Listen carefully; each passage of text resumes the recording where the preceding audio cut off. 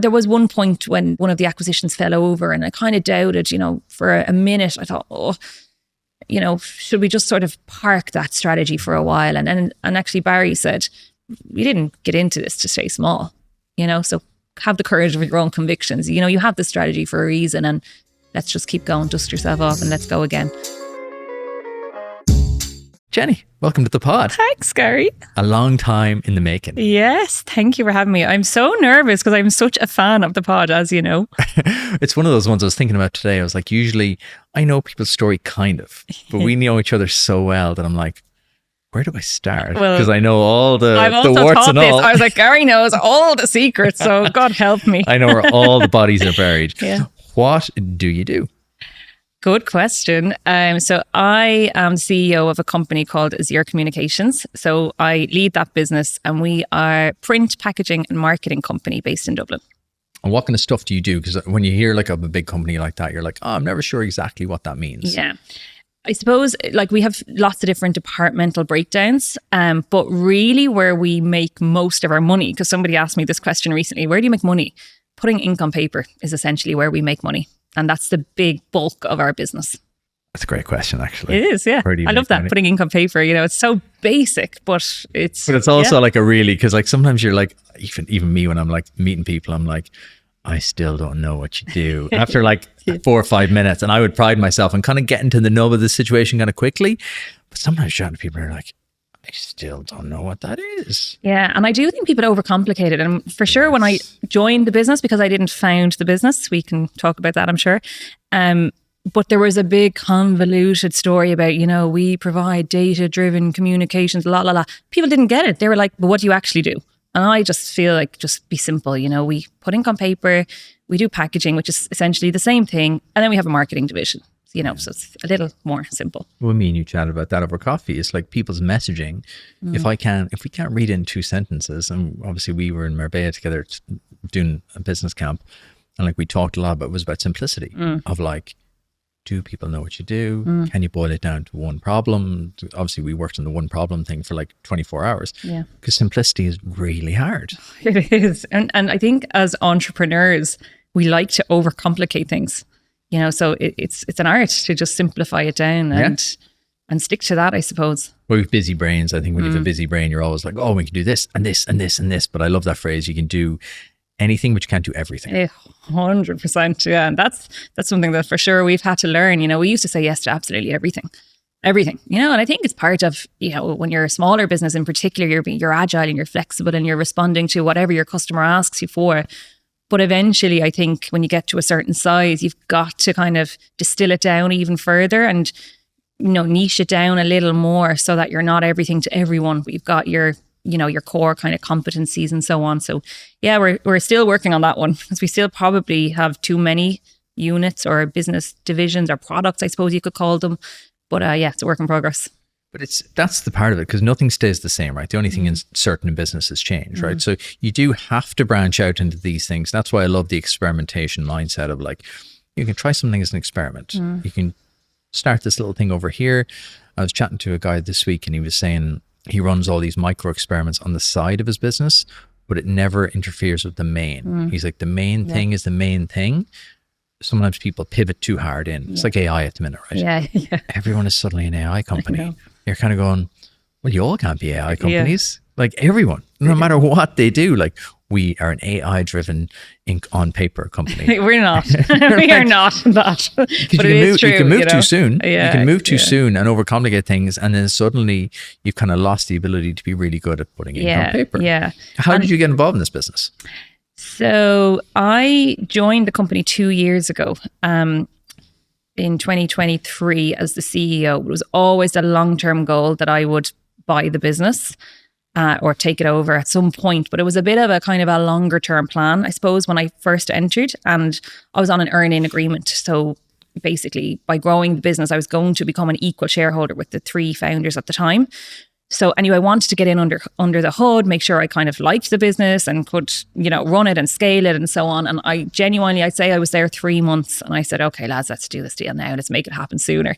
Because I suppose what I realized, I should have realized it before I went in, but what I quickly realized was it was going to take me, 5 years to become an equal shareholder. And then I was just increasing the valuation by growing the company. And it was going to cost me more to buy 75% than 100% today, you know? So yeah, we you know, I talk to them and I get on really well with them. They've been amazing support to me. I said, can we do the deal now? And are you also willing to exit now? Because, you know, they're all different ages. They're not that old. I didn't know would they be willing to kind of sell up that soon, but thankfully they were. And we worked through that process. So basically I completed a leveraged buyout of that business. Took a fair whack of time, but at the end of last year, we finally closed that. So yeah, it's about a year now. Because that's an unusual deal, I think, in Ireland. Like in America, it's quite common, you know, seller financing is quite a big thing over there. How did all this come to pass? Because that's like, it's a great deal. Like it's kind of one of those win-win situations whereby, you know, if you get in, you increase the value, you become a shareholder, but then they also win because it drives the value up. So in theory, it's a win-win, but you were pretty sharp to pull the trigger on that pretty quickly. How did that come to be? Like, how did you end up in that situation? Yeah, I suppose it goes back to kind of my earlier career, and I knew the founders quite well. I had given them a very large print and distribution contract at one point in my career and worked very closely with them on that for years.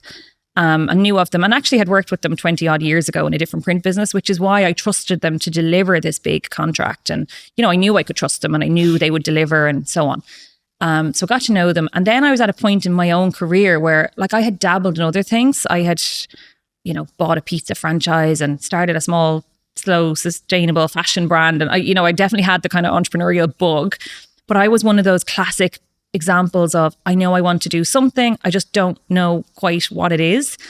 And one of the owners made a joke to me one day. I was chatting to them about, you know, where do I go next and what am I going to do and whatever. They were kind of a sounding board for me in many ways. And he made a complete joke where he said, you know, well, why don't you come with a bag of cash and buy us? And like, we genuinely laughed at the time because it wasn't, he says now that it was completely planned and it was, you know, a strategic thing, but it's easy to say that now because it all worked out. I don't actually think that's what it was at all. It was just a kind of a flippant joke and we all laughed it off. And I was like in my brain going, where am I going to get that kind of money? You know, and it's never going to happen. But it genuinely did plant a seed in my brain somewhere. Okay. And that was probably 12 months before I seriously spoke to them about joining the business. But it just got me, I suppose, thinking, you know, how could I do this deal? How could I finance it? And before I originally joined on that earn-in agreement, we sat in rooms for months I tried to get a deal over the line to buy them, you know, immediately. And I suppose I realized then that the process was incredibly slow and the due diligence was, you know, takes a lot of time. So that's when we then said, okay, well, let's just jump in and then we'll revisit it, you know. In the future. And then obviously I kind of accelerated that process. But yeah, it is unusual, I suppose. You know, a bit of it was luck, a bit of it was kind of complete naivety to what was possible. And I think when they said yes to me in terms of, yes, we will sell to you, honestly, I don't know if they actually believed I could get the finance. I think they thought, you know, good luck to her, she's never going to get that money. And, you know, how is she going to fund it and so on.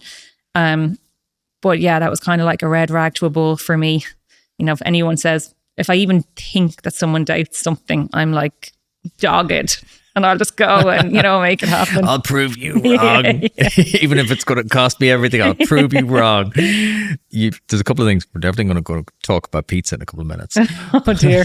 Don't bring me back. You dropped that in a few weeks ago and I was like, you did what? When?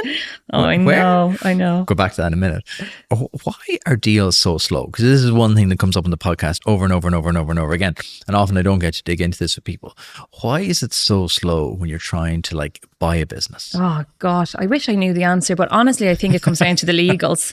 You know, like with the guys, I suppose it was a learning curve for everyone. They'd never sold a business. I'd never bought a business. Right. I absolutely think that the next process will be quicker. No doubt about it. You know, we're going through a couple of things in the background, much quicker. We already know the playbook, I suppose now. Right. The first time, I guess for most people is the slowest because it's just such a steep learning curve.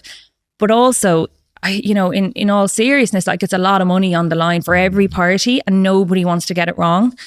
You know, for me, obviously I wanted the best deal available and for them, they wanted the best value they can get. And, you know, there's a lot of warranties and there's a lot of kind of legally binding things in the contract and everybody just wants to be sure that, everyone is covered and there's nothing that's missed or whatever. And I think that's just the nature of it. I was, again, pretty naive to the process, and I was trying to push everything to kind of have a September close date. And, everyone just laughed at me, the legals and the tax advisors and so on. They were like, what will be, will be. You just can't rush these things. It's exactly what you want to hear when you're trying to speed something up. It's incredibly frustrating when you want it done. But I suppose if it's the right deal and you've got a bit of patience, it's worth it in the end.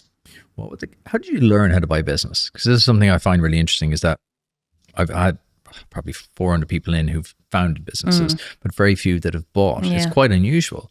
How did you learn how to do it? Because you said that it was quite slow and it's quite tedious. So how did you learn? And then what were the key things you did learn? I think I just learned by trusting the people that we hired, like a tax advisor, accountants, the legal people. I learned by doing. It's not, honestly, I don't think it's like tacit knowledge. Like, you can't learn it from a textbook. You've just got to go through the motions, I suppose. What did I learn? It's very slow and have the patience.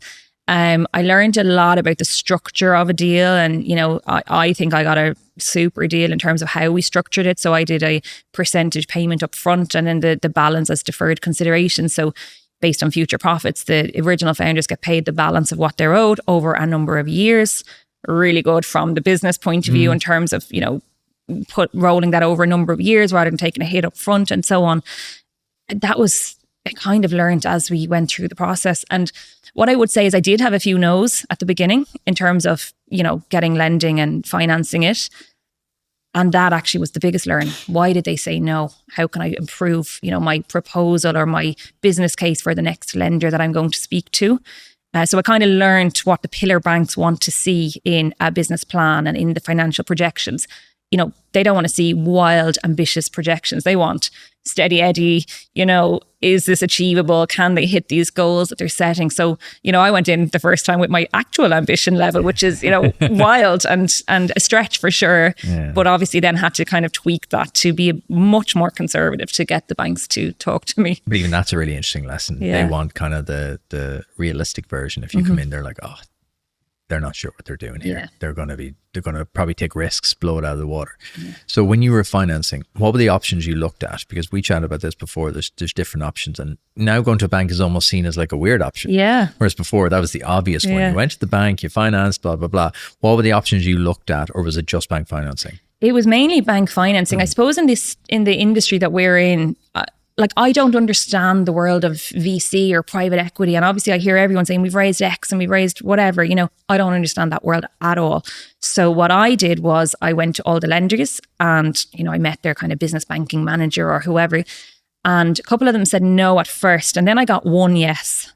And when I got one yes, I knew, well, if they're willing to, fund this deal, I know the rest of them will say yes. So the first yes I got was quite an expensive yes. It was kind of an alternative lender. Let's just put it like that. I won't say who it is, but they're a really super cool company. They gave me my first yes. They gave me the kind of, I suppose the belief that it could happen. So then basically I went back to the pillar banks because they were going to come at a percentage fee for the lending on top of your normal interest rate. Right. So it's going to cost, I think it was 4% of the value of the transaction, which is a lot of money. Chunky, yeah. So then I went back to the pillar banks and then basically one of the pillar banks said yes. So that was really the only route I went.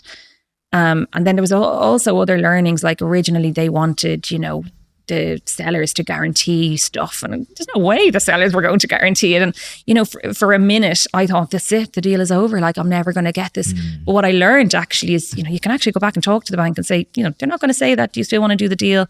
And, the deal, I suppose, how it started in terms of what the bank were asking for versus where it ended was wildly different. That in itself was such a learning, like that they will actually renege on some of these things or work with you, I suppose. That's a good insight though. Yeah. Even that's a negotiation. You think when you deal with banks and stuff, you kind of think it just is black and white. It's just, these are the terms, yes or no. Whereas that's a real insight in that. Everything's a negotiation. Yeah. And interestingly, well, I think this is interesting. It's, I'd gone to all the banks, as I said, and a couple of them said no. And now there's another kind of thing going on in the background. And one of the pillar banks who originally said no is now saying, we're going to buy out your existing debt from the first kind of funding or deal with Azure. And then we're going to fund the next deal all at a better rate. You know, it's sort of like you just get one and you get someone to believe in you, and then it just gets easier. I think a few people have said this before, the first million they raise is the hardest million, and, you know, then they might raise 20 or 10 or 50 or whatever. And inevitably it gets easier, you know, after that kind of first round of fundraising. So I've certainly found that for sure. I suppose it's a social proof thing. Someone else has kind of taken a punt on you. Yeah. You've taken it over. You've probably grown it. So now they're like, okay, yeah, and also you've done what you said you were going to do. Yeah, exactly. They've seen you probably 18 months, 2 years ago. This is what I'm going to do. And there's nothing like evidence. There's nothing like, well, said I was going to do this, did that, and now I'm going again. Exactly. I think it makes sense from a social psychology point of view. Probably a nightmare for you when you're trying to get the financing. But so as you went in, what changed in the first 3 months for you to go, need to do this now? It was that realization of, I'm actually making life harder for me in the future now. You know, like, I'm going to grow the business and cost myself more money to eventually buy it. But also, you know, getting under the hood, I suppose, because I had only been an outside observer of the business. And then I could really see how strong the business was. It's a very successful, profitable company. You know, you don't get an opportunity to buy, you know, an established, profitable business with, you know, amazing blue chip clients as, you know, as customers, and our brands as customers, government departments and so on. And I suppose when I really got an understanding of that and the kind of healthy cash flow and all of that, I thought, okay, yes, this really makes sense now. And it always made sense, but I suppose it kind of confirmed what I had thought from the outside, but then just seeing it in real life on a day-to-day basis. But also the team, like, the team of people are amazing. Most of them have been there since the start. The business is 11 years this year. Many of them are like kind of between 8 and 10 years there type of a thing. Yeah, really super. And again, I always knew this because I had been a customer. I knew they were like agile and willing to help and all of that kind of good stuff. But getting to know them on a more personal level and really seeing it from the inside, okay, this is a crew that I can work with and I can bring with me on a journey. And I have to say that's the greatest reward, seeing kind of everyone on the team, maybe like the management team in particular, like step up and for them to grow as well with it and to give them more opportunities to grow. It's amazing. How did you feel on the first day when you walked in though? Because it must be a bit weird, right? Yeah. You're like, post-purchase, here's you the mean? old boss. Here's the old boss. Here's the new boss. Because you're coming in on that first day. You've had two kind of like landmark moments there. You've kind of come in the first day. Here's the new CEO. Then a little while later, here's the new boss. Yeah.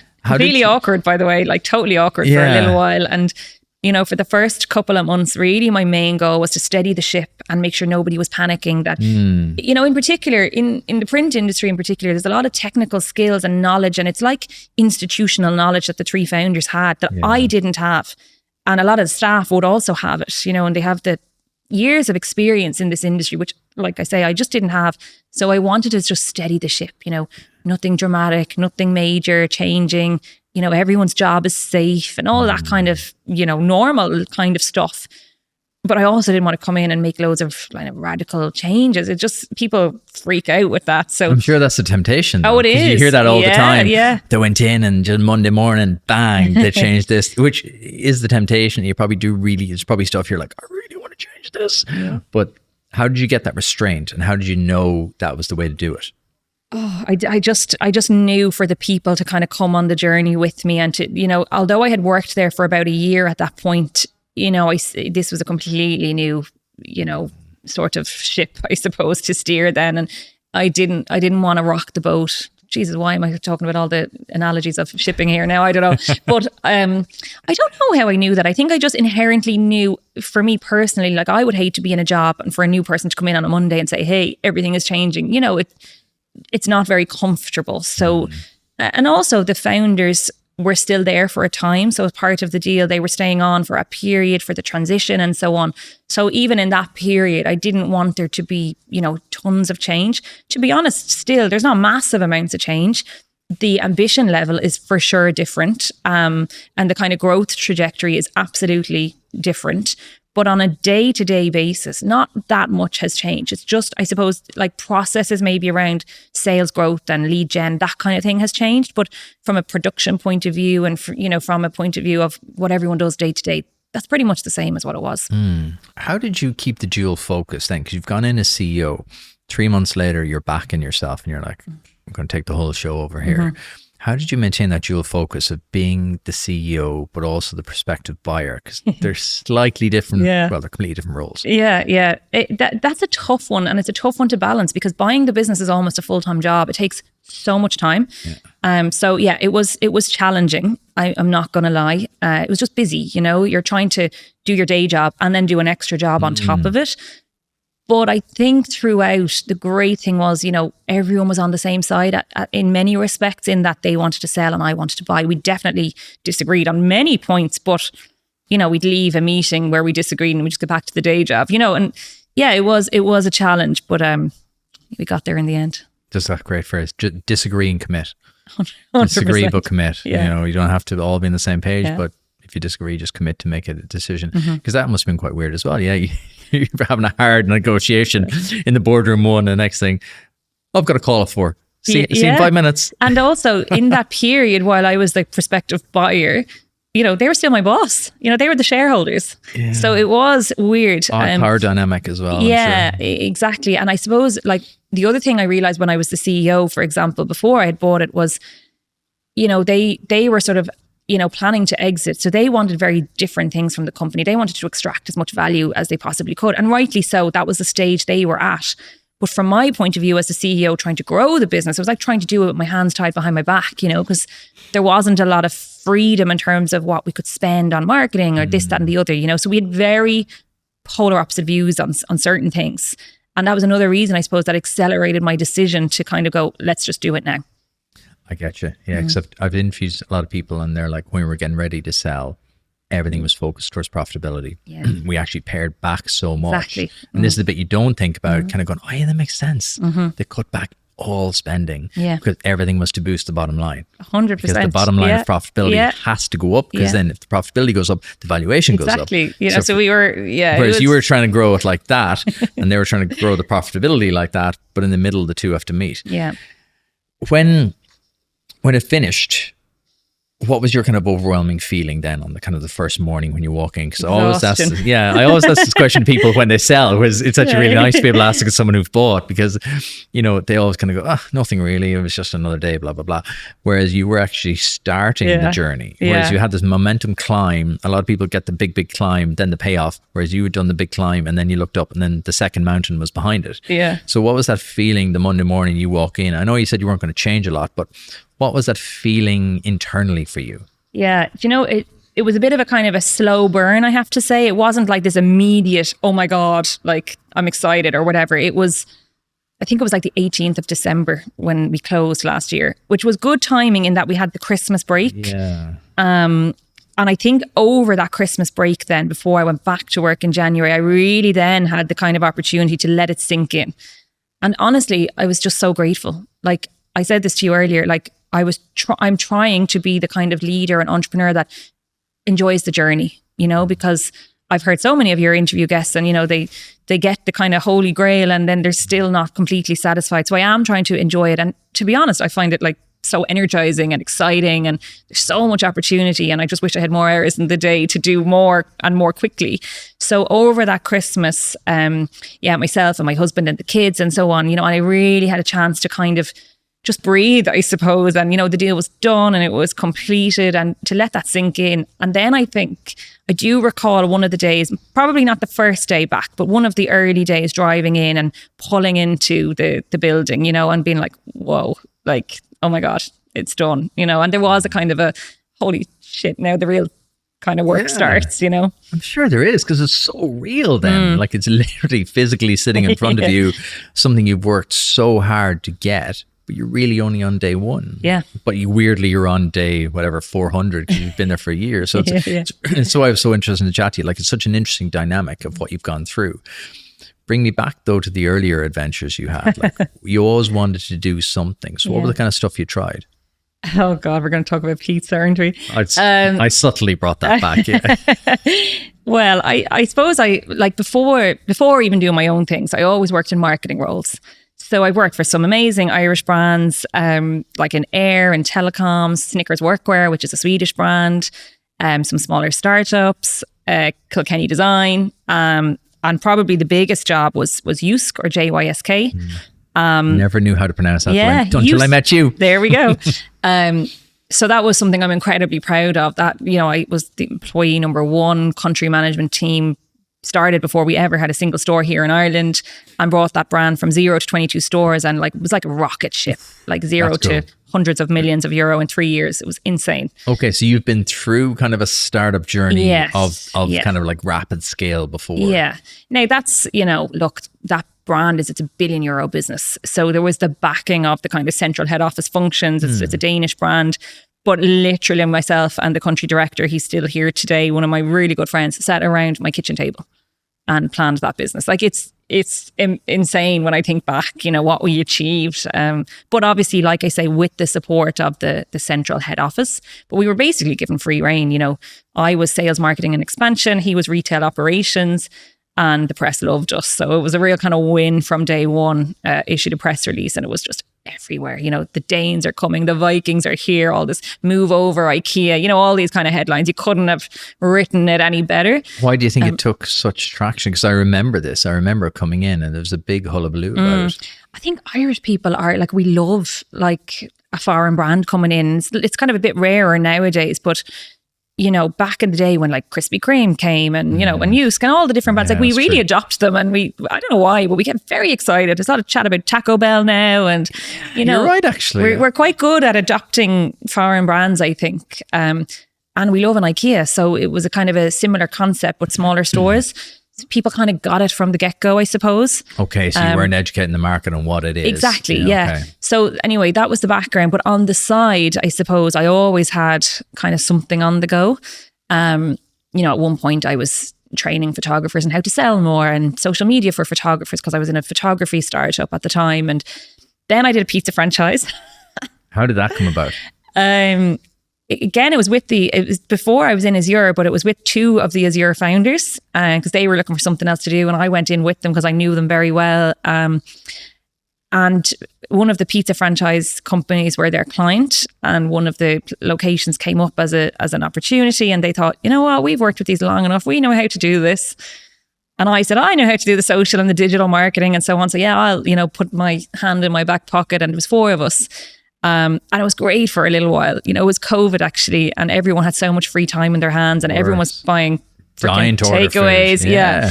And that was super. But then when the world reopened and we all got busy in our day jobs, it was just too much to do. It's the kind of business you really need to kind of, if you own it, you need to manage it. You need to be there. Okay. It sounds mad, but there was a lot of cash in that business. You probably wouldn't think that. It was very hard to manage that. There's a lot of theft and a lot of things like that going on. So we sold that. But what a learning, And actually that's probably where I kind of got my first experience of bank lending. We put a burger kind of a franchise into the same unit, and we got funding to put that kitchen in. It was a completely different setup. And I remember thinking, there's no way the bank are going to give us this money. We haven't even traded a single day yet. Mm.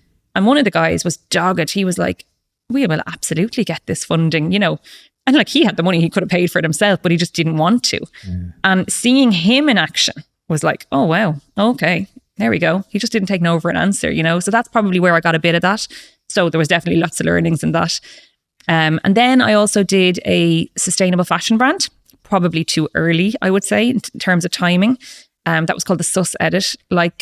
Absolutely adored that business and the brand. Spent a fortune. I tell everyone now, it was a very expensive hobby.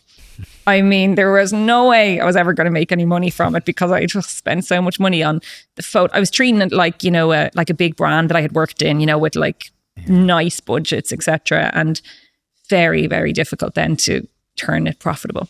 But this is interesting because it's the journey. It's I learned this from this from this totally. From this. Because there's no, you talked about earlier about learning it in a book and tacit knowledge and stuff. There's certain things you just can't know. Seeing your man go at the bank and kind of go, we're going to get it. Mm. Whereas before you'd be like, I'll just finance it myself. Exactly. You have to see, you have to do it. Yeah. Like there's no shortcut when it comes to owning a business, and you don't know what you don't know. Exactly. Yeah. How do you know that, there's that way of doing it, and this way of doing it, and this way of doing it. And that didn't work the last time I did it because I spent too much there. Yeah. Like it all compounds if you take on the learnings. Yeah. No, Some people 100%. just make the same mistake over and over and over. Yeah. Yeah, I'll try not to do that this time. Yeah. Well, no, you've been on an evolution. Like you've seen it from both sides. You've seen it from the big brand side. Yeah. You've seen it from the small starty scrap up side, and you've seen it now from being a business owner. So what were the kind of key things you wish you'd done different from buying? Ooh. So because this is an interesting one, because I think a lot of people are now looking at established businesses, and there's a lot of changeover going to happen in the next couple of years, like with a lot of people kind of retiring. There's a lot of great businesses that don't have a succession plan, or the younger generation don't want to touch them. Yeah. So there's a lot of profitable, cash-rich, cash-flowing businesses that are going to come on the market in the next 5 years. It's starting slowly now. I'm starting to hear about businesses that have been sold or just shutting down because there's no one to buy them. I'm kind of counting on a lot of print businesses coming to us now over the next few years. Like, it's part of our kind of strategy for growth is to acquire, print packaging, marketing businesses where perhaps the owner wants to retire and so on. So what would I do differently? I only know what I know, I suppose, and the journey has been the journey. I wish I knew a little earlier in terms of that kind of purchase acquisition process. I wish I knew a few things earlier. Like what I've now learned is, you can issue things like letters of intent and ask for exclusivity periods. And I didn't really need that with the guys because there was a kind of a trust, an inherent trust in that relationship. But for other businesses that we're looking at, I kind of quickly learned that actually you need like at least 30 days exclusivity. So they're not talking to other people. You're not wasting your time. Okay. Things like they're that. not using you to get other interest from other people. Yeah, okay. exactly. And what I absolutely, like, I probably wouldn't change anything, to be honest, because, I'm very happy with the outcome, obviously. But I think what I'd love other people to know is with what I did, which is a leverage buyout, I think there's a kind of a level of people think you've got to have a lot of money to do this. And actually, truthfully, I didn't personally pay anything to acquire this company. And I wish more people knew that this was an option. So the bank funded the 50% upfront payment, which the company repays. And then the deferred consideration is obviously coming from the company. So I feel there's a whole kind of generation of people, and I'm really passionate about helping, in particular, kind of young female entrepreneurs or founders from disadvantaged areas. And I think people from those kind of areas in particular do not know that this is even an option. And then, of course, there's a question of how do you come across the businesses and so on. But, it could be, your neighbor or your uncle or aunt or whatever. But I feel like that's a lesson that people should understand, that you don't personally have to pay, millions of euro. You can fund it in another way. That's a really interesting insight, because I think most people listening go, wait, you shouldn't put any money down? Yeah, no, not Your a euro. negotiation skills. Actually, I must bought be a company stamp which cost about €30, so that's what I paid. But that's incredible. Like and not everyone has an idea for a startup, but I think a lot of people, if the business experience, could buy an existing business, or maybe they're working in the business right now. Maybe they're listening to this and they're like, oh, I know this business inside out. Exactly. And I know exactly what I change. I know exactly what I make better. Yeah. So I think that's really valuable information. And thanks for sharing that. You said something there about kind of educating people, kind of bringing them up along with you. Is it that we're not taught this stuff? Why is there such a knowledge gap when it comes to money in Ireland? I don't know. I do think is that we're not taught it. It's probably not talked about enough. Like we talked earlier about, venture capital and private equity and people talking about raising and so on. And that seems to be the landscape of, in my experience at least, of entrepreneurs in Ireland. That's the route they go down often. I think probably if we think about, tech companies and so on, that makes so much sense. But for more traditional companies, which might not have the sexy headlines, but, they're profitable businesses and they're great. They make these weird things called profits. Yeah. They have customers, exactly. a pedigree, it's a timeline. Yeah, I think, it's probably not talked about as a kind of a route or an option for even for fueling growth, even if it's not buying a business, even to fund the growth. I was at a meeting this morning. People are talking about trying to grow their business, but they need funding. And I'm like kind of putting my hand up going, just go talk to the bank. Like, that seems so obvious, but so many entrepreneurs are just not even doing it. Now, maybe I misunderstand why, but for me, that seems like the obvious path, I think there's a Celtic Tiger hang up. Well, I do think there is, because so many people were burned by the banks during during that time. I think there still is a generational hang up who were like, I would rather saw off my arm Probably, than go back to insert pillar bank here. So I think there is definitely something like that, but it's really interesting to hear the other side of it now, where you're like, yeah, it's just business. It's just apply for it, apply again, try something else.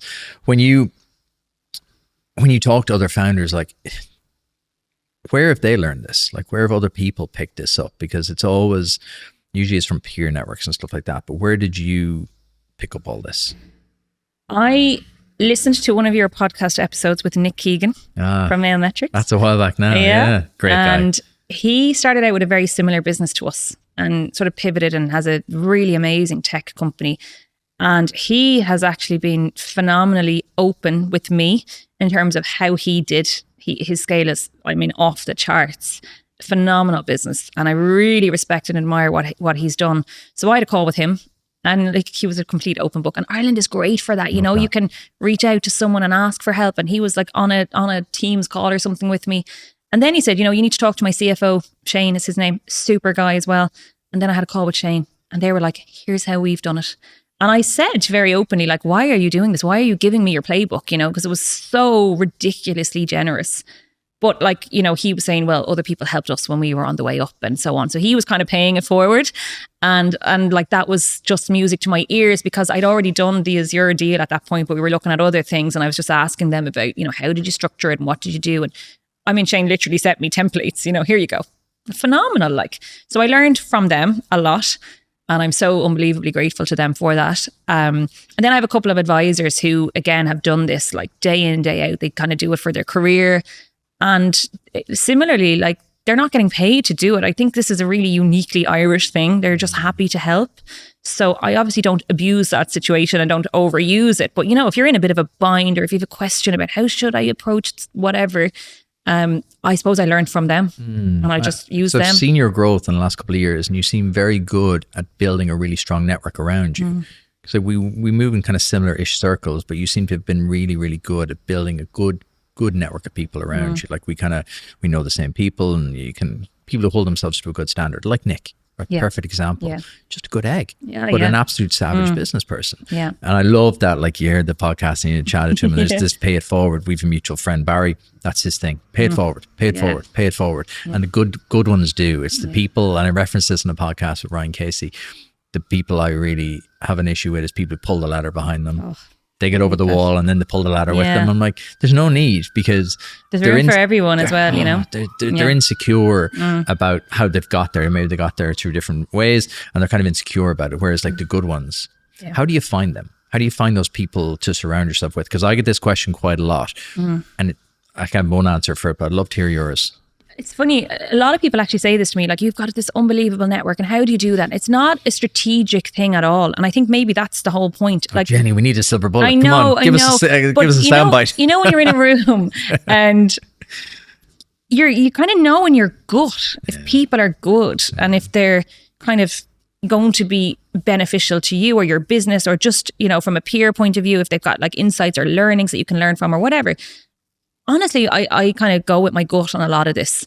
I remember meeting someone, you know him as well, Fawad, and I met him out in Abu Dhabi, and I hadn't even spoke to him, didn't know what he did, didn't know his history. I mean, he's a phenomenal business guy, phenomenal. But I just was like, he is a good guy.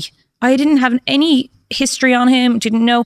And I just said, can you help me? Can you be part of my advisory board? And that sounds so stupid when I think about that now, because he could have been absolutely the wrong fit.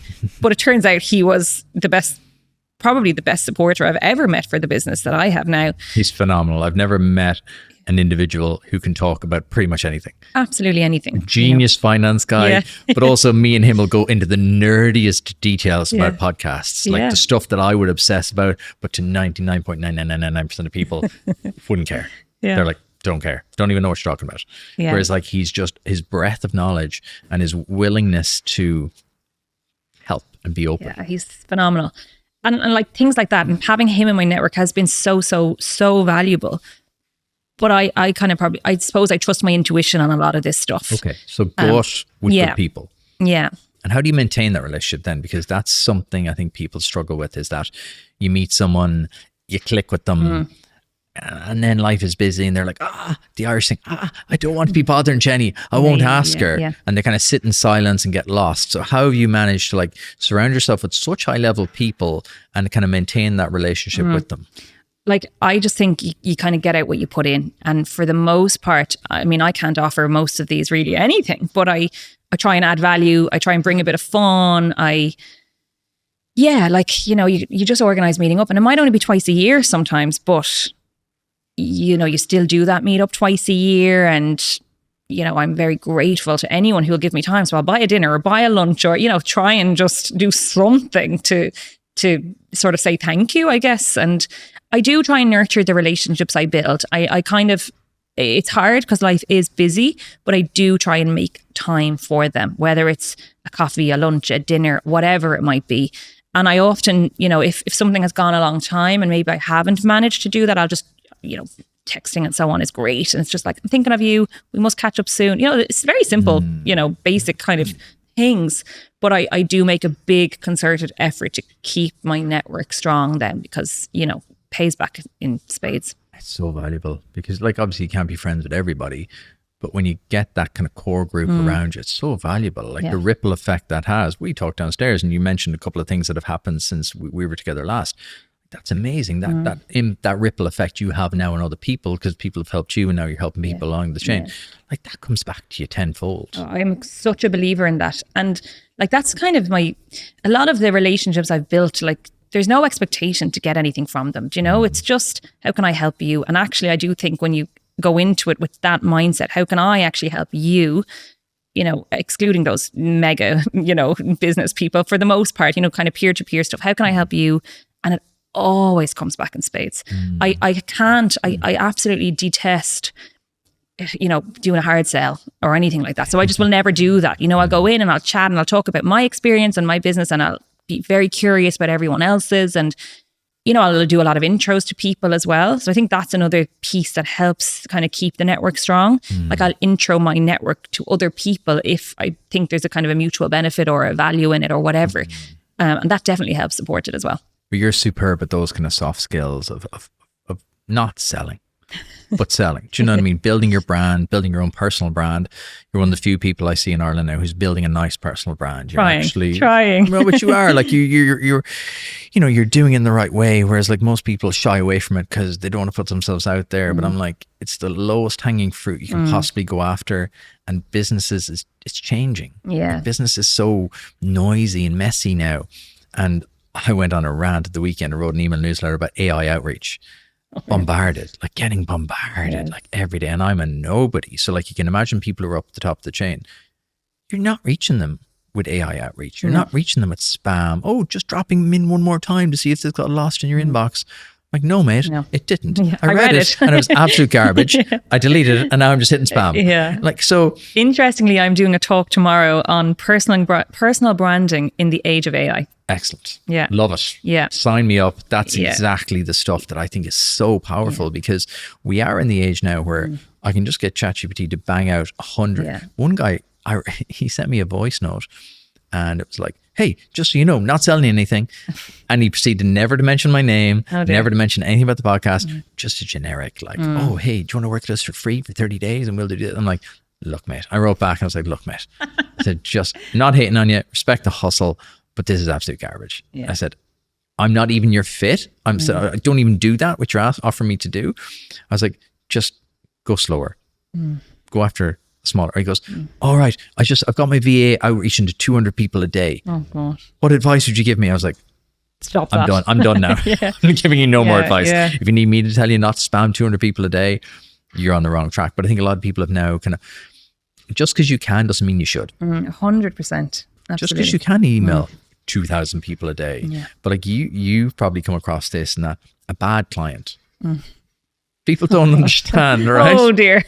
Right? People don't understand that it's not about getting new great clients. It's about keeping good ones and getting rid of bad ones. Yeah. So how do you think about client relationships and client management? Because like you will deal with big companies and big contracts. Yeah. So that's not done by spamming a lot of people. Never. So how do you sell then? Because you talked about, you hate the hard sell. So how do you think about selling?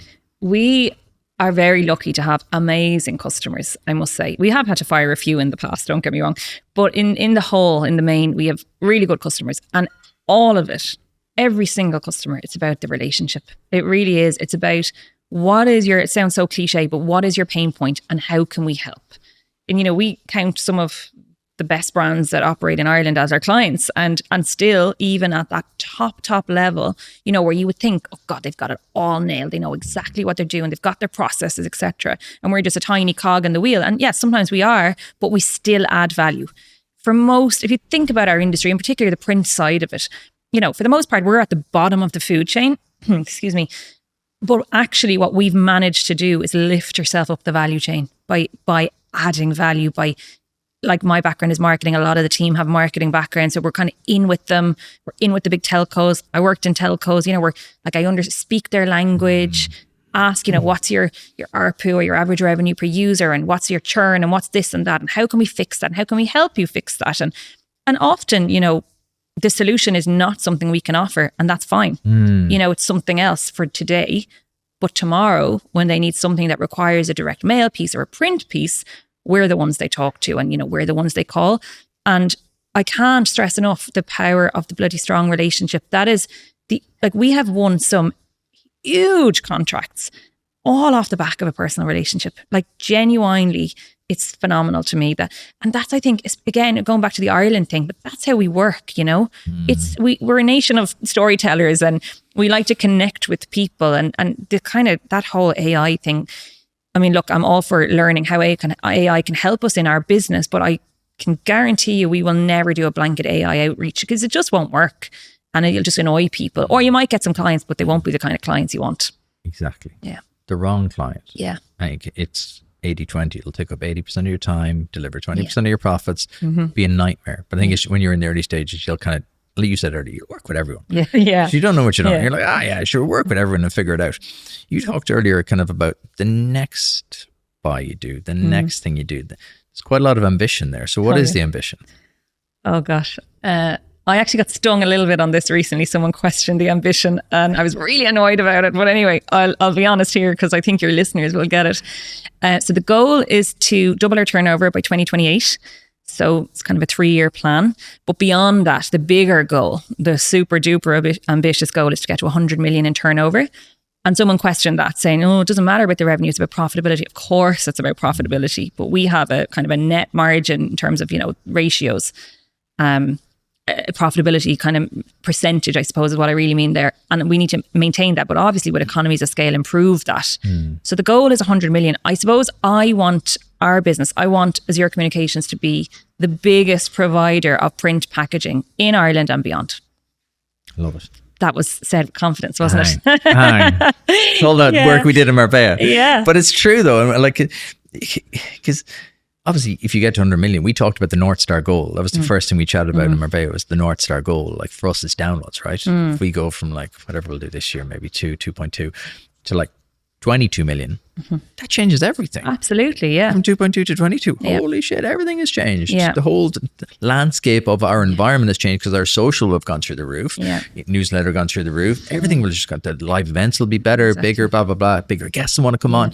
So there's always a North Star metric in your business. Yeah. It's just, you have to figure out what that is. Yeah. I think a lot of people are afraid to kind of have that ambition in Ireland. Yeah, I do think there is the kind of fear of, you know, am I going to put my neck on the line, or, you know, look stupid if I don't get there. If I don't get there, so what? I'll get somewhere on the. Oh no, we got to 90 million. Exactly, you know. But you're never going to get to 90 million unless you visualize it. Exactly, yeah. Like Ryan this morning, who was in with C11, he wants to be the biggest sports recovery company in the world. Yeah. He had no experience in sports recovery. Wow. But that was his mission from day one. He was like, I want the best athletes in the world using my products. And then flash forward just 3 years, Rory McIlroy is using his product. That's amazing. Haaland using his product. All these elite athletes. But there is a power of visualization. There's 100%. a massive power. Because if you don't see it, you're never going to get on the road. You might always get there, but like it's what will make of you along the way. Oh, it's 100%. How will you change? The Jenny who runs the business now will be a very different Jenny that runs the 100 million euro business, because you'll have to change. Yeah. And I think going back to the kind of what I said earlier about trying to enjoy the journey, I've set that goal. and everybody knows about it. It's very clearly communicated in terms of like the team and so on. But I also think when you set that goal, you kind of start acting a bit more like that even today. So it's a little bit like manifesting in action, you know, like you see it and then you start acting as if you're going to get there, and everything amplifies. I'm a big believer in visualization and manifesting, but then also taking bloody action to make it happen, obviously. But yeah, it's a big goal. It's a big audacious goal, but why not? You have to. Literally, I think 10 minutes, maybe 5 minutes before you arrived, me and Ben were having lunch and I was talking about the vision for this. And we were talking about Chris Williamson, who runs Modern Wisdom. They built a full customized movie set for their latest podcast with Matthew McConaughey. Everything. And Ben was talking about the camera setup, and he goes, the 2 cameras on every single angle. So they'll have 2 cameras on you, one there, and just one for punched in close up. Then they'll have 2 cameras there, one for punched in close. It's amazing. Like Ben was saying, like the lenses are 25 grand. And then I was talking about us and our vision, and I was like, I want the standards to be world class. So if Matthew McConaughey walks into the podcast, he goes, yeah, this is what I'm used to. Because you have to. Yeah. If you don't set the goal as being world class, and I was talking to Ben about building out this customized studio, because if you don't, you're never going to get there. Yeah. Charles like, oh yeah, it's grand. We'll keep doing what we're doing. You'll never improve. And I think it's very easy, in particular when you're kind of an established business and you've got cash coming in and it's profitable, it's very easy to get comfortable with that. Yeah. And, you know, to try and avoid that kind of comfort level kicking in. I don't think it will ever kick in for me, but even for the team, you know, we're only as good as our last win. And we've got to retain our customers, but we've got to grow our customer base as well. So trying to do that. And for us, you know, the roadmap is a mixture of organic growth and acquisition. For sure, acquisition will play a huge part to get to 100 million. And that's the roadmap we've decided to follow. But I love it, because people that are listening now, there might be one person listening going, would she be interested in this? Yeah. And they bang you on a new business, or someone who's listening going, I like the cut of her jib. I think I'll get behind her as an investor, or just a passive supporter. Yeah. And then 6 months later, they reach out. Like, because it's funny, doing the pod this long, it's lovely now to see the impact it can have on certain people. Because some people are like, actually, someone reached out like 3 months after being on your podcast. They'd been watching me, and then they reached out and blah, blah, blah. We did a deal for X amount. That's amazing. Yeah, hopefully they'll all come to me. We want to sell. Well, you know what I mean? If you we are building a pipipeline, you know, don't of put businesses. It out there. Yeah. If you were like, oh, and we've built this business in town, that's lovely. Yep, I'm happy out working away, and you know, we'll add on more clients and blah blah blah. But if you're kind of going, right, we're going to get 200 million, companies listening, kind of going, 124 months now. Let's do what we can to get profitability, and then go to Jenny and talk to her, because obviously you're going to continue doing what you're doing. How do you think about building your own brand? Because you've done it quite tastefully and quite elegantly. So how have you done that? Oh gosh, honestly, that's something I do find quite difficult. And it built you up so much. I know. It's I'm an sorry. open goal. I'm being honest. Knock that humbleness out. It's not easy. It's not easy to kind of. I don't know, is this a uniquely female thing? But I do feel that there's an awful lot of pressure to look a certain way. And maybe I put that pressure on myself. I don't know, is it from the outside or whatever? But I think that makes it hard to kind of put your face on camera and whatever. But at the end of the day, I suppose my internal voice always says, is it going to benefit the business? And if the answer is yes, then I've got to do it. You know, that's the kind of the litmus test. So I put myself out there. Some of the videos, I see them and I absolutely cringe. I'm not going to lie. But I think I'm getting a little bit better at mixing things like, you know, going to a networking event and sharing that content with, you know, maybe being on camera on social media or whatever, or speaking at a few events and that kind of thing. So I do feel that it's starting, for me at least, it's starting to become a slightly more strategic version, I guess. But yeah, I think for me, it's just the mixture, you know, like doing the speaking event, doing a panel, and then, you know, going on social. I actually find social, as much as I hate the being on camera piece, the easiest one in terms of, like, I think when it's more natural and it's like, you know, you're talking to a selfie version of a camera, it's a bit easier actually. Yeah. And I think it is just an Irish thing, you know, you think, well, I used to think, oh God, what's, you know, my neighbour down the road going to think of me? Like, it's a bit embarrassing. And I remember saying this to a business coach at one point, and she was like, you know, but you've got to do it. Like, why do you care? They don't care about you. They're not thinking about you. Stop thinking they're thinking about you, you know, and inevitably people are not freaking thinking about you, you know. So yeah, it's just a kind of a barrier you've got to overcome and then go for it. So I'm trying to go for it a bit more. Yeah, because like the people that matter, if they judge you, who cares? Because they don't matter. Because they're spending their time. Someone was taking the piss on me recently about, oh yeah, that was sent into all the WhatsApp groups. I was like, I'm delighted that I'm on your mind. And that was all I said. Yeah, that's and it good. really messed with his head. Yeah. He was trying to be funny in front of a few Yeah. people. And I was like, I'm just delighted you're thinking about me so much. And he was like, it just backfired. And he was like, fuck. I thought he was taking the piss out of me. But I was like, I'm delighted you're thinking of me so much. Yeah. It's like when people like hate on us on social and stuff. I'm like, thanks for commenting. It really helps the pod grow. Yeah.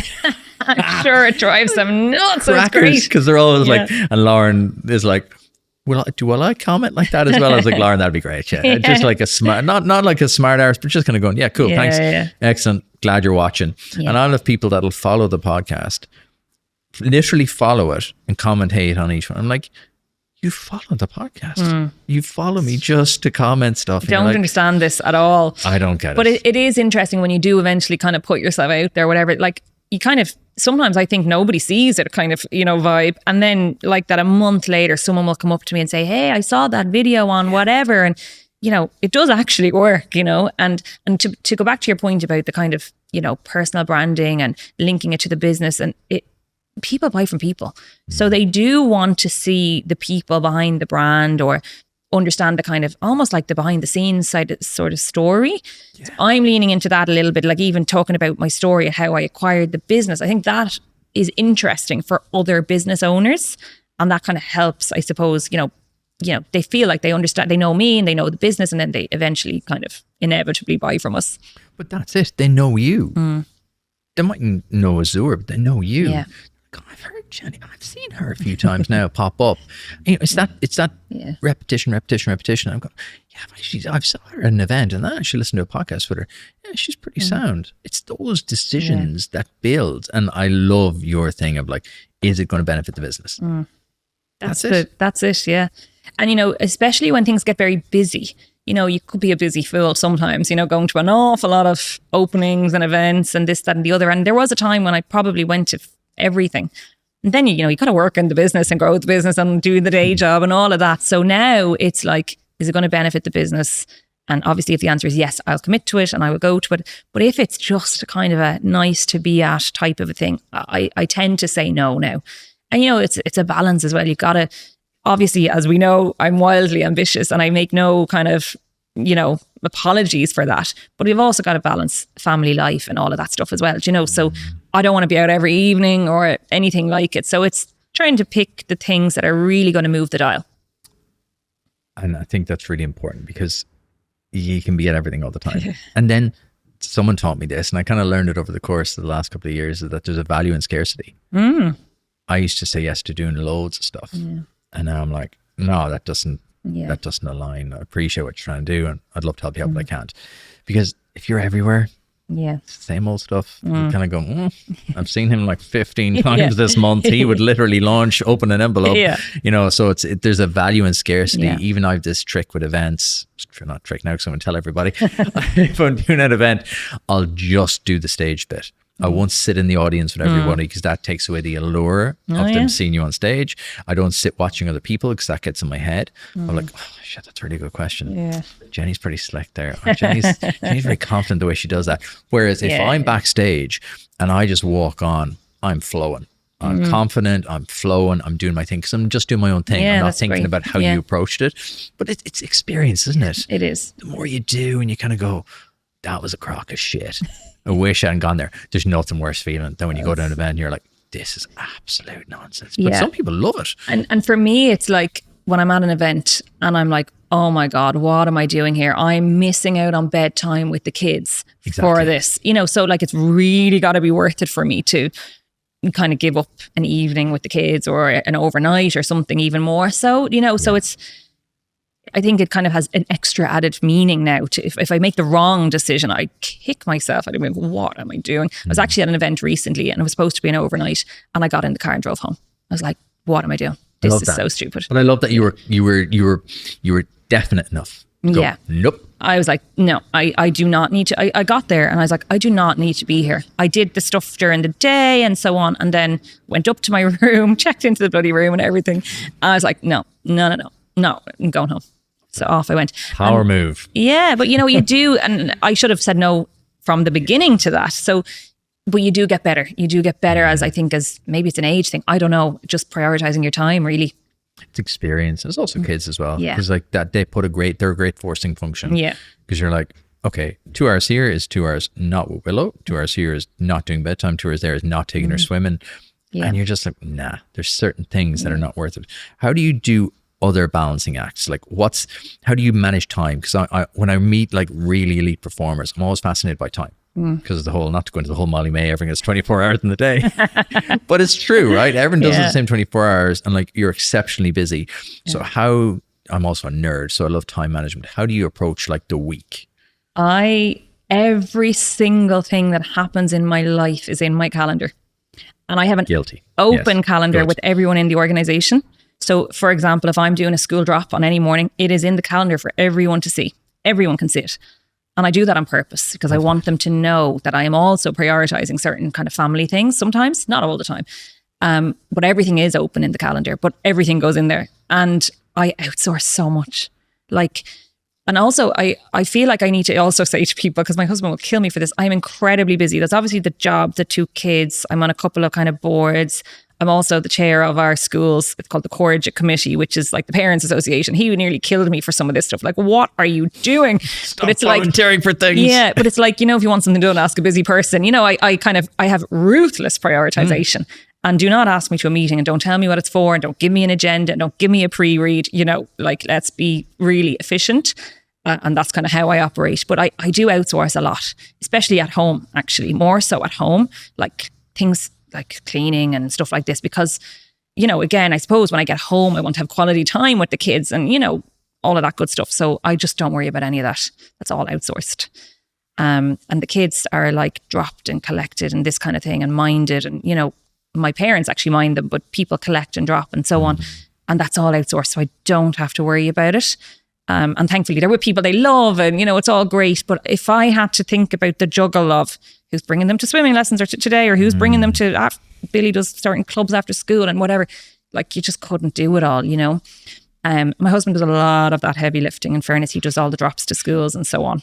It's probably good you shouted that out just to cover things off there with him. Yeah, I won't be in trouble now. But I'm always fascinated because you do need systems, right? And you need systems in your life that it's those, I was chatting to someone earlier and he's like, I have a person who just books all my travel. Yeah. And he travels a lot. And I was like, yeah, that makes sense because there is so much to travel. The check-in, the bags, the car parking. Like there is loads of little tick, tick, tick, tick, tick, tick. Yeah. And it can take up an hour or 2 a week. And you're like, this is just, it has to get done, but it's also kind of a waste of time. Yeah. So it's finding those things where the highest leverage. What are the highest leverage things you got rid of? You were like, cleaning the bloody house is honestly the best thing I've ever done. I'm not joking. Like it really is, because it gives me so much pleasure to go home to a clean house. Lovely. I can't handle messy, stuff everywhere. And with kids, there's stuff everywhere all the time. Yeah. So it kind of keeps my brain relaxed and calm to go into that environment. And prior to doing that, which is a good few years at this point, it just used to send me to Mars, to be honest. So that's one thing. But also even in the business, I suppose, we've got a couple of kind of office assistants and things like the travel piece that you just mentioned, things like that, booking hotels and organizing travel or booking a train ticket or whatever, just kind of handing that all off. It really helps keep me focused on the bigger stuff. As I sit here, one of the team members is in Madrid doing an approval on a huge contract for one of the government departments for us. I could have gone there this week. It's one of our biggest projects we're going to do this year, but I don't need to be there. You had more pressing urgent obviously commitments to come and do a podcast. Yeah. Now I feel special. Yeah, there you go. But it's also kind of empowering the team to step up and take responsibility, radical responsibility for what they are, overseeing. I think that's really important. Otherwise, I suppose it kind of lands back on me. And I actually don't like making any of the decisions. I like the team making the decisions. So for me, I feel like I just get the blockers out of their way and let them do that, which also frees up my time then.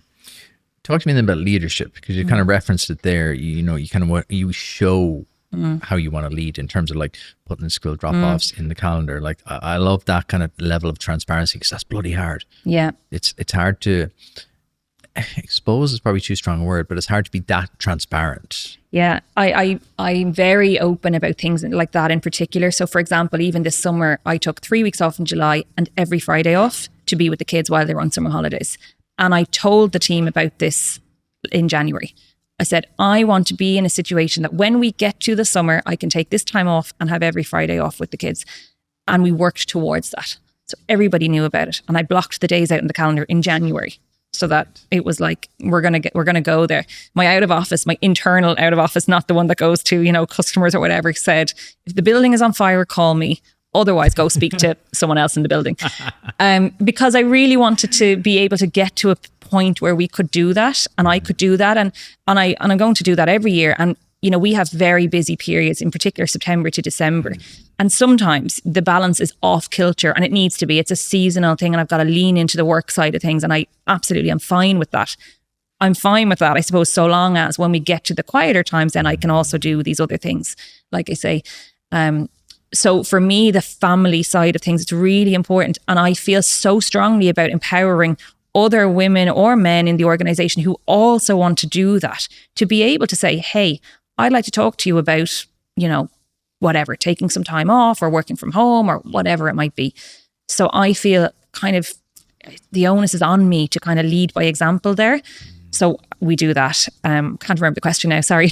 No, but it was about exactly that. No, you've given a perfect example. I was asking you kind of like, how do you show leadership? Because I think show me, don't tell me. Yeah. Right. Because that's how I think about parenting Willow. And it's the same, I think, when you're leading any team, is like, show them what that is. Show them what good looks like. Show them what, it's not like, oh, I hate these companies, many tech companies who have all, we're such a wonderful culture, pizza and beers on a Friday. And you're like, no, you just want them to stay late. Exactly. Yeah. No. They probably hate being there on a Friday for pizza and beers. Exactly. And I think the other thing that I try and, I'm probably quite an empathetic leader. I kind of pride myself on that. I get to know people very personally. We're not a family, but we work a lot. We work hard. We reward our staff well. But the one thing I also try and instill in them is like the empowerment piece and taking responsibility. But I then try to, if I say I'm going to do something, by God, it's done. Because I also want them to do that as well. If they take ownership for something, I don't want to be talking about it again in a month or 2 months' time. It's like, we've talked about it. You're going to implement it in action, and we're going to move on and do the next thing, So that's the kind of culture that we have. And like I said earlier, like the team are amazing. And there's a few of them, like I mentioned, on the management team that I'm very excited about their careers and their futures. And yeah, that's really what gets me out of bed every day. Honestly, it's like, I love seeing it. I suppose I've had it in other businesses where I've been, brought up the ranks, I suppose. And I just love doing that for other people. But it's so powerful if you get the right person, because it's hard, because often you're just missing that in your career. And that's why I think I get asked so many questions from listeners about like, how do I find a mentor? Because it's hard. It's really hard. It's hard to do on your own. It's definitely hard to do on your own as a founder, because you really are lonely. But especially in a bigger business, when you're learning the ropes, it's like, it can be the difference between having a good career or not. Of having 100%. Someone like you kind of going, look, here's what we're going to do. And I would say, for some of the people that I managed previously in other roles and businesses, I can still count them, as really good friends of mine. And if I rang them up now and said, we're going to war, they would be right beside me. Like, no joke, like, they're phenomenal. And, I would trust them implicitly. And it all goes back to, I helped them, but they worked really hard, and, they helped me equally. And there's a lot of them that I'm trying to get to come over to the Azure side of the world now. A couple of them living abroad. So when they're back, I think they will, come work with me again. What's been the unexpected part of becoming a leader? Because you've kind of, obviously you've been in leadership roles throughout your career, but then when you're the big boss, it's a different dynamic, I think. So what's been kind of the unexpected things you're like, oh, that's, actually, you haven't come across that before? I think it's just such... nobody ever says well done when you're the leader, ever. That's a great point, to be fair. You just never get any thanks for anything, and you kind of quickly learn, you're in leadership roles, even you do get a kind of a, pat on the back, or well done, or we're going to celebrate this. And Here's your Q4 review, Jenny. Yeah, exactly. Yeah. Can I have one with myself? So, there is that, and you just have to get over that. And, it's not that you're looking for thanks, but it's quite a thankless role. It's a really obvious point, but it's brilliant actually when you think about it. Like, no one goes, well done, boss. Says that, because it also, you can probably self-doubt yourself going, are we doing the right thing? Although I need to tell this little story. One of the employees actually got me a gift last week, which was so unexpected. I had tears in my eyes. And it was and he was gone out of the office, and I sent him a text saying, thank you. I obviously thanked him in person when I saw him, but sent a text saying, thank you so much. It was so kind, blah, blah, blah, blah, blah, whatever. And the response was, you do so much for me, and it's just a small token. And that was like, oh my God, what? Like, this is amazing.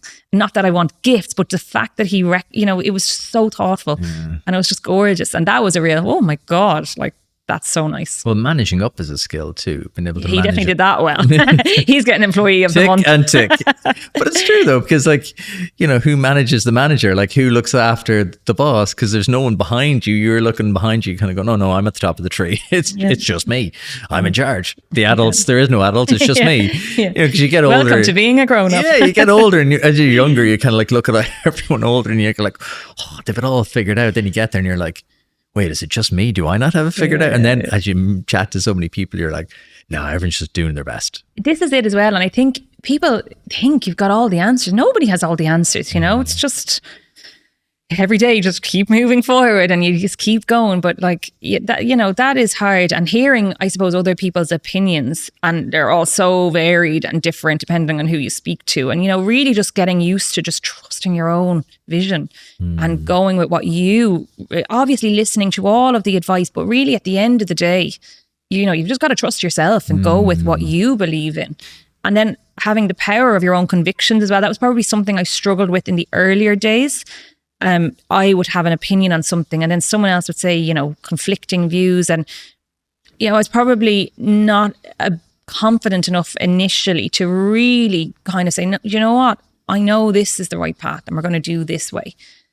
But I've gotten better at that. That's interesting, because as you were just talking there, I was like, Jenny has very strong convictions on things. Like, it would seem like you have a strong gut. Yeah. You've a kind of and it's not in an overbearing way. You're just definite in what you're going to do. Yeah. How did you learn to kind of overcome those doubts? Because I think that's really important as a founder, and especially as someone coming into a new business where you're like, it's going to be a lot of opinions here. There's going to be some judgment kind of going, oh, that's not how Johnny used to do it. Yeah, I think it's just time, and somebody actually said to me, have the courage of your own convictions. You started on A and now you're being swayed to B, but actually your way was probably the correct path or whatever. And he said that to me. He was one of the former founders, actually. And it kind of resonated. I thought, yeah, he's right. And you hear it so often from entrepreneurs, trust your gut. And I was probably going against it a little in the earlier days. And it was probably related to, not wanting to change too many things at once or early and so on.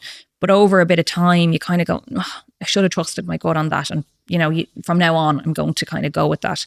And it's not blindly following, it's my way or no way, but it's if you make a decision, I suppose, just being decisive on that and sticking to it, really. Yeah, the gut is a powerful tool. How do you know it's the gut? Because that's the thing. How do you silence? You've obviously developed a really good way of silencing the external voices, taking them in, filtering them, and filtering out what you don't need. But how do you tune into your own inner voice? We both know Shane Craddock. I did a lot of work with Shane during COVID, and when he said, "Oh, your inner voice," I was like, the what now? And I was like, that sound crazy. They're just the voices in my head. But I thought they were, right? Yeah. I just thought that was my thoughts. I just thought that was how my brain was like firing all the time. He's like, well, that's the inner voice. What's the inner voice? And honest to God, I felt so silly because like it was during COVID. So obviously we were doing these sessions online. And I'd sit there for like an hour or two trying to hear the inner voice and trying to understand and filter it down. But then when you do tune into it, you're like, okay, this is separate. My thoughts are here, my inner voice is here, my gut is here. Yeah. I think of them as three different things. He's probably listening going, you idiot. You picked up none of that. They're not three things. But I didn't understand them as three things. And also your own brain is different, right? Yeah. That's also something I learned during COVID. Everyone's brain is just wired slightly different. I used to think of like these one solutions. Oh, I should just learn this one thing. I'll figure it out. I'll get confidence from here. I'll get the knowledge from there. So how did you filter all this stuff? How did you learn that, oh, that's the gut or that's the brain or that's actually decision making? As I said earlier, trust my gut a lot. And when I know it's a gut feeling, I feel really calm. And there's a level of just calmness about it. And then I obviously also have this inner voice.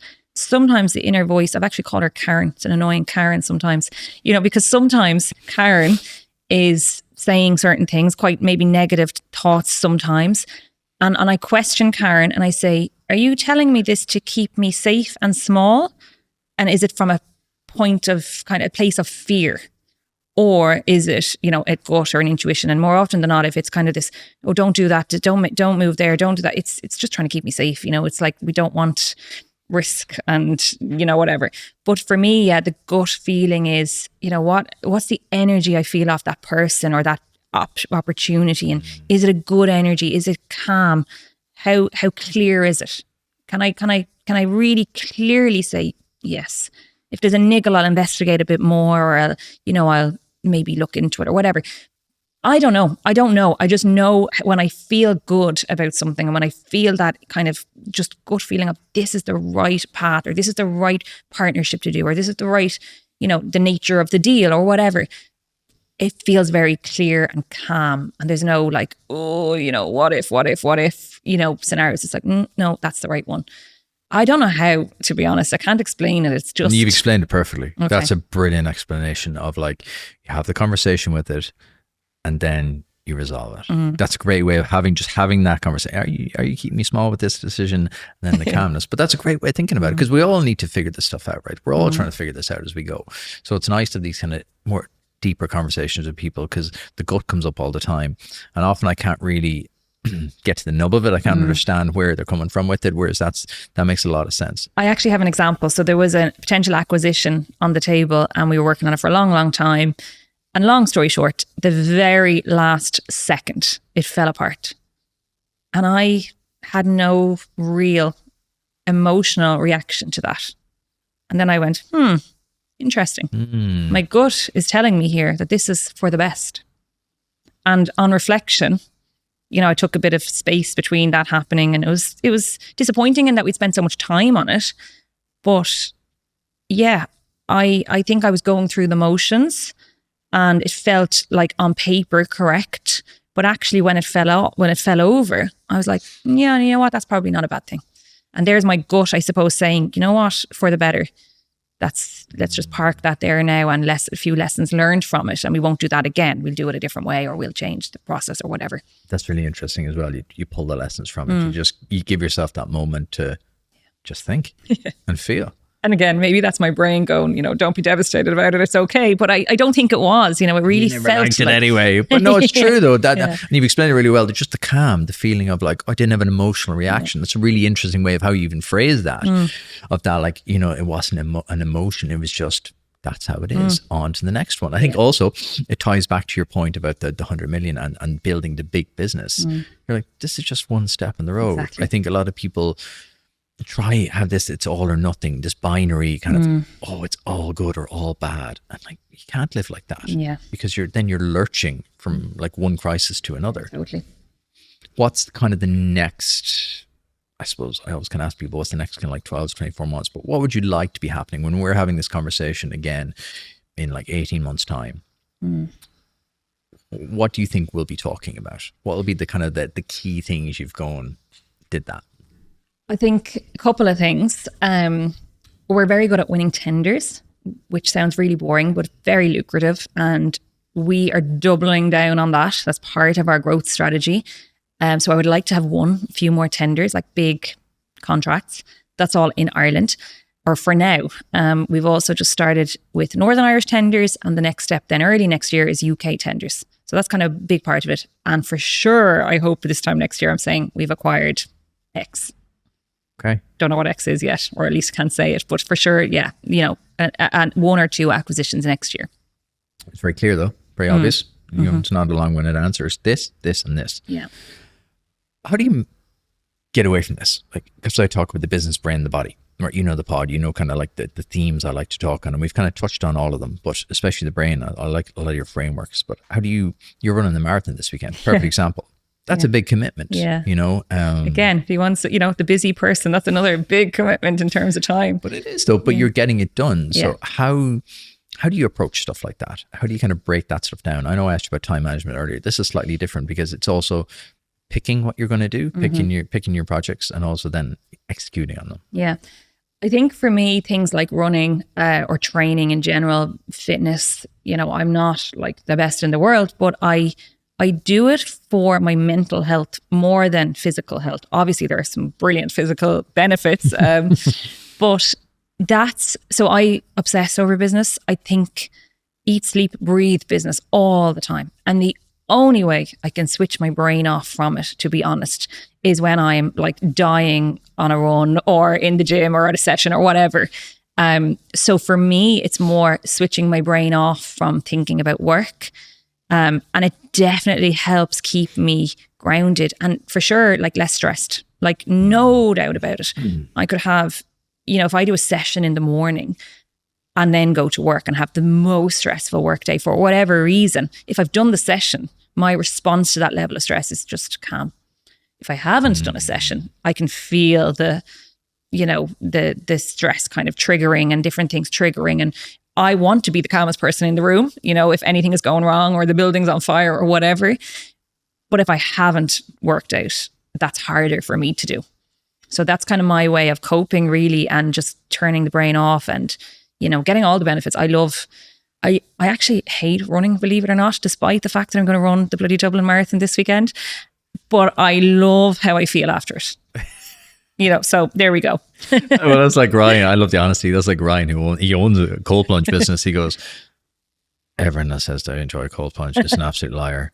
He's like, it's after. It's when you get out and that buzz and that adrenaline. Yeah, I despite how much I train and everything, I used to hate running. Up until about 9 months ago, maybe even less. I used to just hate. I did it because I had to. I did it because I felt I had to, and I ran because I had to. Whereas now I'm like, it's almost like meditation. It's meditative. It's just like, because exactly like you said, you're not thinking about much. Yeah. And I listen to turning your legs the podcast normally on my runs, which is great. And I do get, and also it is a bit of time for me, like just personal time, like not at work, not with the kids and whatever. And that's kind of my time to listen to a podcast or listen to some music or whatever. So I do enjoy that. Weirdly, having now done some very long runs in training, I was like at the weekend, oh yes, I only have to do a 14-kilometer run, because that's actually short right now. So maybe after the marathon, if I'm doing kind of just, 5 or 10 Ks, maybe I'll have a bit more enjoyment with it. Who knows? What, do you have anything else after the marathon you'd love to do? Not yet. I suppose my goal, to be honest, after the marathon is to get back to more strength training. I used to do 1 or 2 times a week, strength, and then a couple of shorter runs. Whereas at the moment, it's just all running. Well, up until 2 weeks ago, I was still doing 1 strength training class a week, but that's now gone off just for this 2-week period. And I kind of want to double down on that a bit again. Just weirdly, when I run, body composition wise, I don't feel good, but it was still like I still wanted to have the goal and tick a box really of running a marathon to say I could do it. And I've weirdly linked it. I kind of had this thing in my head that with the business, it's a marathon, not a sprint. And I wanted to prove to myself that I could have the discipline to do the hard things, to do the training on the cold, wet morning or whatever. So it was a real kind of personal challenge that I've really linked to the business. So I probably put way too much pressure on myself, because now the whole marathon success is kind of like the business success, and that's just a bit silly. But that was kind of why I started out on this. It's a good analogy though. I like that because that makes a lot of sense in that I can do hard things. Yeah, I always think this about, like, especially if you've done a really hard session, or when you break through some sort of mental block, like when you do your longest run, you're like going, jeez, a couple of years ago I would have been unreal delighted about 10K. And I was like, that's a short run. Yeah, like it's you're kind crazy. of going, that's mental. And it's great to have that perspective as well, though, because you're like, as you go on a journey like that, it becomes normal. Whereas when you're like, I've done a marathon. Yeah, and like it is a mental thing. Like actually, up until I did a Dublin half marathon in March of this year, but before that I'd never run more than 10K in my life. So it's really only this year I've kind of started.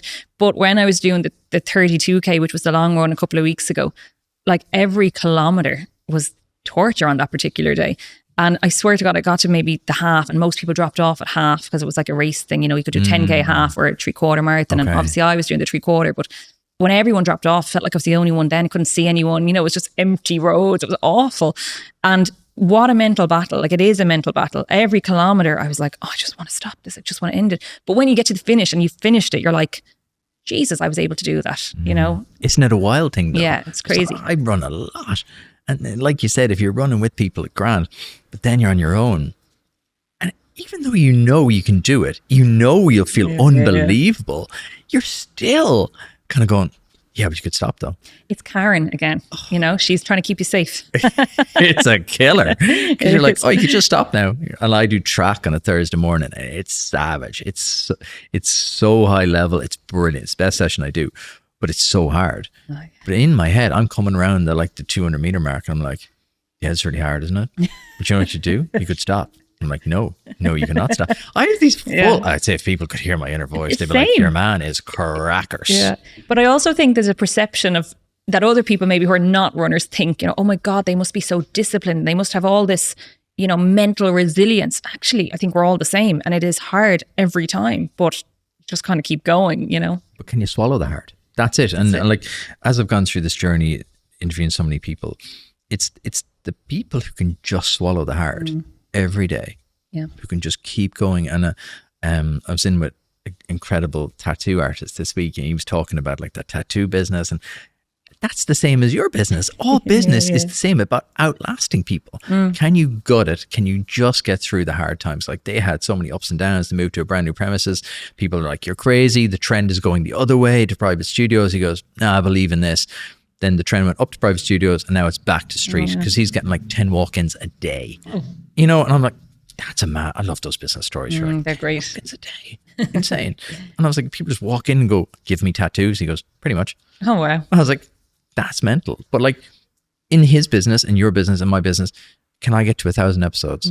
Can I get to 2,000 episodes? Can I get to 1 million downloads, 2 million? That's what business is just. Can you get going and be consistently good, not occasionally great? 100%. Yeah. So you need those things outside business that let you, you know what, Jenny, though, you're tough enough for that. This is handy. I go to work for a break.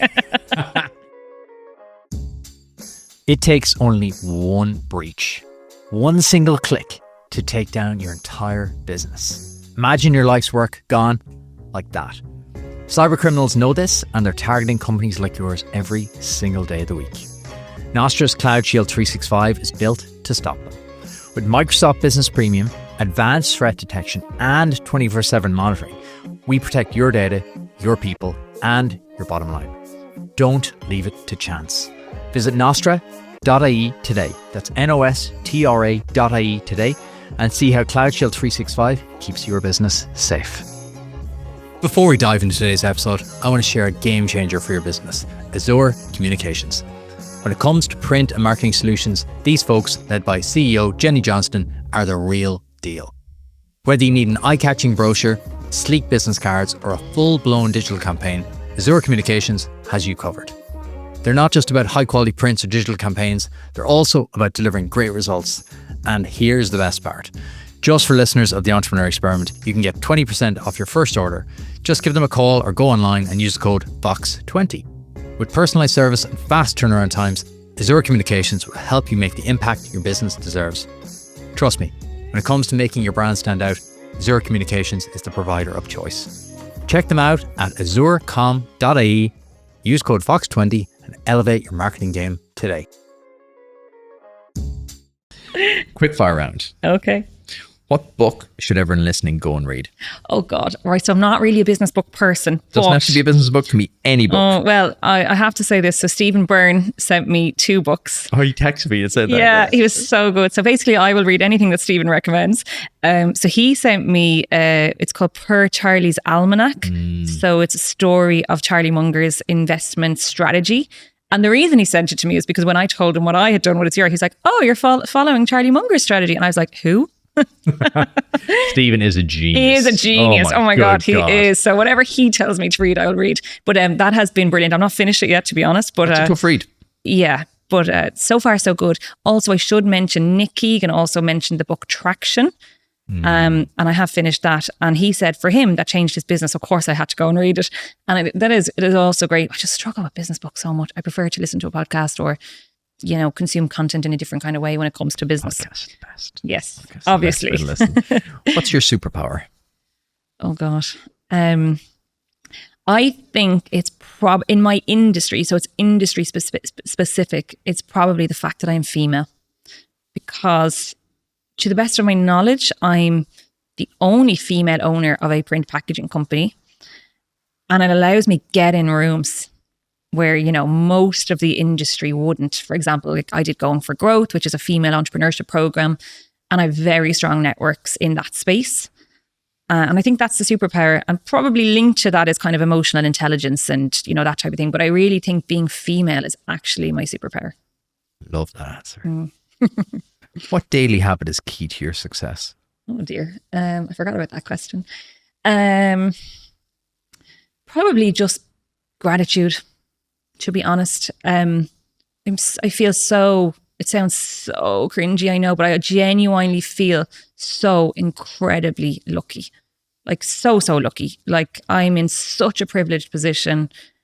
You know, I get to do what I love every single day. And I think being grateful keeps it all in perspective. You know, yeah. What's the most interesting experiment you've done in your personal life or business? God, don't know. Probably trying to buy the bloody business was an interesting experiment. You know, how the hell am I going to do this?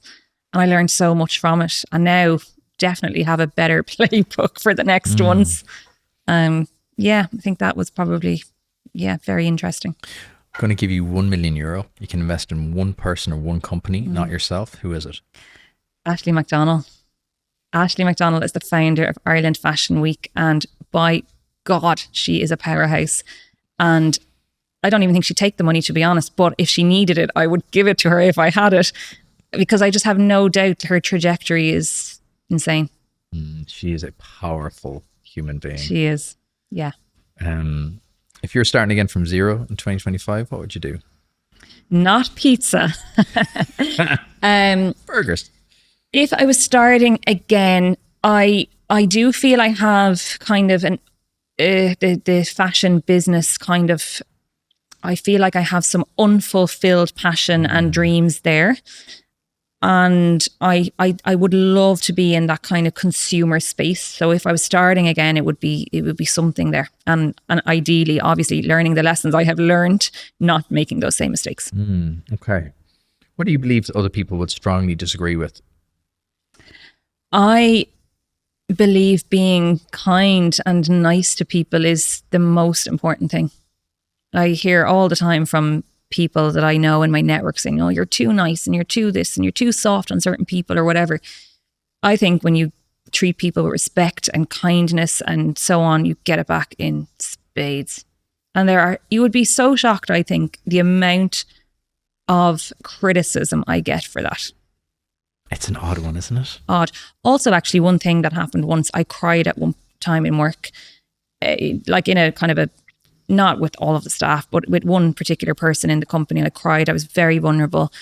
And also, I got so much criticism for that. You know, you shouldn't be showing your emotions and you're too emotional and and I was like, you know what? I am who I am. And I care so much about the people and the company. And I am not afraid to say that I got emotional about something. But yeah, so that's probably, for some people, that's hard to swallow. It is. And it's so weird. It's such a strange thing. Oh no, you're too nice. It's such the weirdest thing in the world too. Yeah. Like, what? Yeah.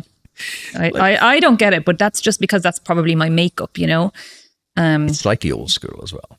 It's very old Slightly school. And I think that's where it's school. coming from, you know? Yeah, I think so. For me, it's just not the way, you know, modern business and entrepreneurship works. Yeah, I don't think so either. I think the world is big enough. And I think you get it back, not initially. I'm a big believer in karma. I think what you put out into the world over your lifetime, it'll come back. 100%. So whether I totally if that's agree. piss and vinegar, that's what you're going to get back. If that's goodness, yeah, you might get burned 1 in 10. But I'd rather trust 10 and get burned by 1 than distrust 10 and get proved right by 1. It just doesn't, it's a weird way to live. It's that scarcity mentality. It's going back to that, like, oh, we'll keep everything in here together for ourselves. And you know, the staff are here and we're over here. The world has changed. And especially after COVID, there's a whole different dynamic of how people work and want from work now. Absolutely. And I am all here for that because that's how I want to work as well, you know? And I just think transparency and kindness and so on, like, why not, you know? I love that. What's been your best investment? Probably Azure. Despite me not personally paying anything, the time and the Sweat equity. effort, and for sure the best investment ever. Yeah. What's been your worst investment?